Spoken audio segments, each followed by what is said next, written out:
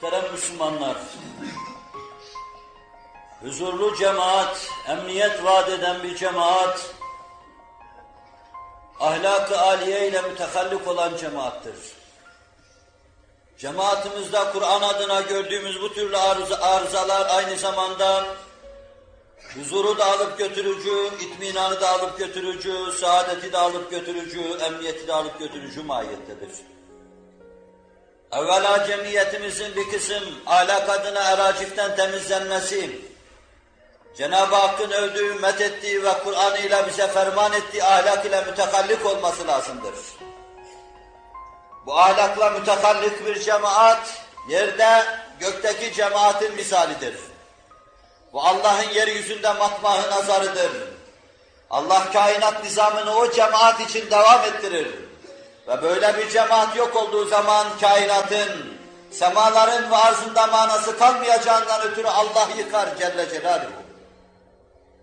Binaenaleyh evvela her ferde düşen vazife, böylesine salih bir cemaati meydana getirmek, bu salih cemaati nesçetmek, böyle bir cemaate sahip olmak, bu mevzuda ciddi gayret içinde bulunmak, etrafımızdaki arızaları gidermek suretiyle, cemaatimizde bu anlayışı meydana getirmek suretiyle, bu sıhhatlı cemaati örmeye, nesçetmeye çalışacağız.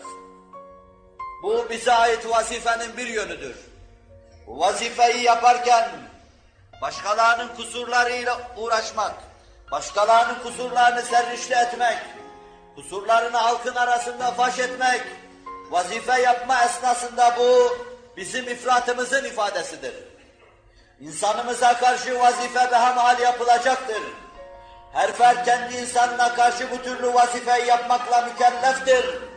Ve fakat bu vazifeyi yaparken aynı zamanda başkalarının ırzıyla, namusuyla, haysiyetiyle oynamamakla da mükelleftir. Onları kendi ırzı, haysiyeti ve namusu gibi hassasiyetle korumakla da mükelleftir. Bu da meselenin diğer yönüdür.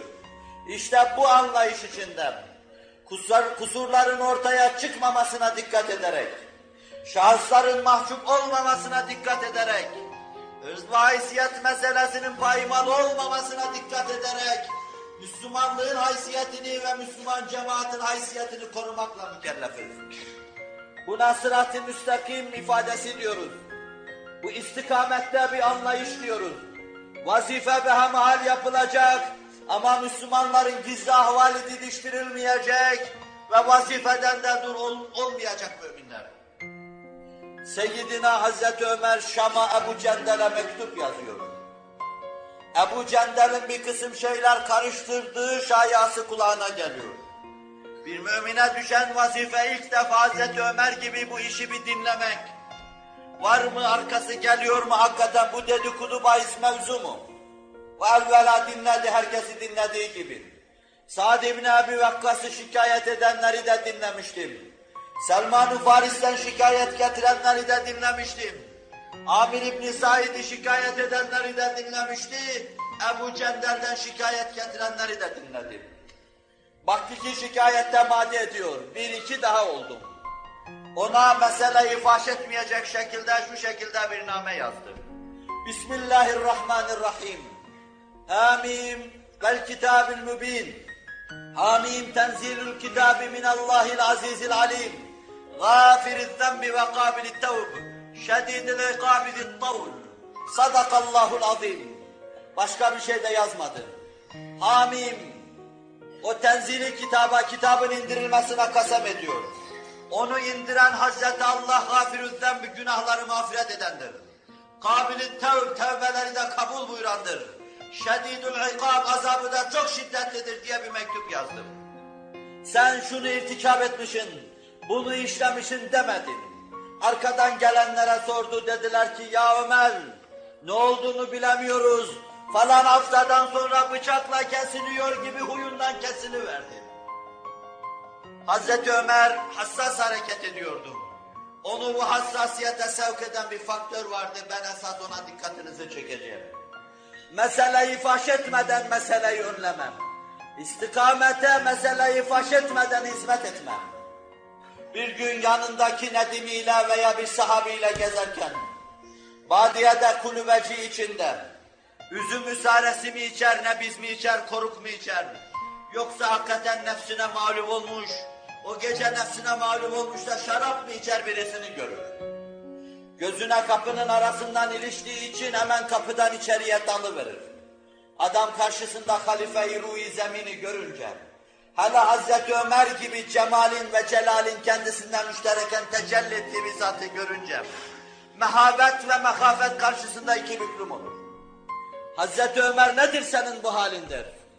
O da canını dişine takar, ona der ki ya Ömer, ya nedir senin bu halin? Müminlerin averatını gözetliyorsun. Kur'an diyor ki وَلَا تَجَسَّسُوا Tecessüs yapmayın, çaşıtlık etmeyin. Halkın gizli şeylerini gözetlemeyin, sen benim evimin içine giriyorsun. Sahabi diyor ki Ömer ellerini başına koydu, kendine veil okuyarak mescide geldi. Durmadan ağlıyor, ya Ömer ne yaptın diyordu sen. Müminlerin kusurlarını araştırdın, ne yaptın diyordum. Mescide kapandı ve kimseye bir şey söylemedi. Ertesi günü adam mescide geldi. Ta arka saflarda duruyordu. Uzun boylu Ömer kendisini görecek, çağıracak, halk arasında haşlayacak, ayıbını söyleyecek diyordu, kopuyordu. Mescitten içeriye girer girmez belki orada ayaklarının bağı çözüldü de çöküverdi. Ve Seyyidina Hazreti Ömer işaret etti ona. Aradan ne kadar zaman geçtik bilmiyoruz. Yanına çağırdı, kulağına eğildi, şöyle dedi.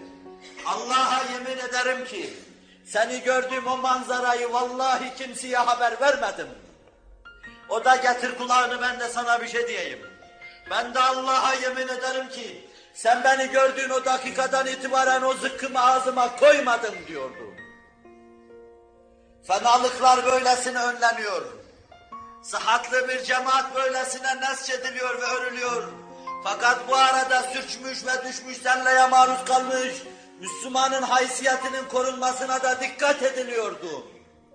İşte bu sırat-ı müstakimin ifadesiydi. Dine davet edenlere, dini mübin İslam'a çağrıda bulunanlara, Kur'an'ı hayatı insanlara tavsiye edenlere, sahabinin yaşadığı bu hususu gösteriyorum. İşte sırat-ı müstakim anlayışı budur. İnsanların iç çamaşırlarını teşhir etmek değil, gizli yerlerde işledikleri günahları anlatmak değil ve bir Müslümanın baş aşağı yıkılmasıyla iftihar etmek, övünmek, çok iyi oldu, düştü demek ve bununla sevinmek değil, zira bu nametliktir. Bir Müslüman, Müslümana yakışır keyfiyet şudur: mümin kardeşinin düştüğünü duyunca, günah işlediğini duyunca onu setretmeye çalışacak. Hemen onu korumaya geçecektir. Taberani bize şunu naklediyor. Men radde an ırdı ahihi bil gayb. Kâne alallâhi hakkan en yeruddehu an ırdıhi yevmel kıyâme. Bir kimse mümin kardeşinin ırzını burada korursam, göğsünü gerer hayır o işi yapmamış dersem, Cenab-ı Hak ırzın korunması lazım geldiği o günden, onun ırzını ve namusunu muhafaza edecek, ayıplarını setredecek, onu rezil ve rüsva etmeyecektir buyuruyor. Mümine düşen vazife odur. Kusuru gördüğü zaman birkaç defa gözünü silecek. Doğru işliyor mu diyecek. Ve hakikaten gözüyle gördüğü gibi ise şayet Allah'ım bu kardeşimizin düştüğü şeye beni düşürme deyip dua ve istiğfarda bulunacak. Aziz Müslümanlar, sudan, havadan daha çok Kur'an'ın ahlakımız adına bize telkin ettiği şeylere ihtiyacımız vardır günümüzde. Kur'an'ın bize tavsiye buyurduğu, Kur'an'ın bize teklif ettiği ahlakı ve anlayışı yaşamadıktan sonra eski bir bezi dikerken muttasıl kopardığımız gibi, yarayı ve yamayı genişlettiğimiz gibi içtimai hayatta sadece yarayı ve yamayı genişletmiş olacağız.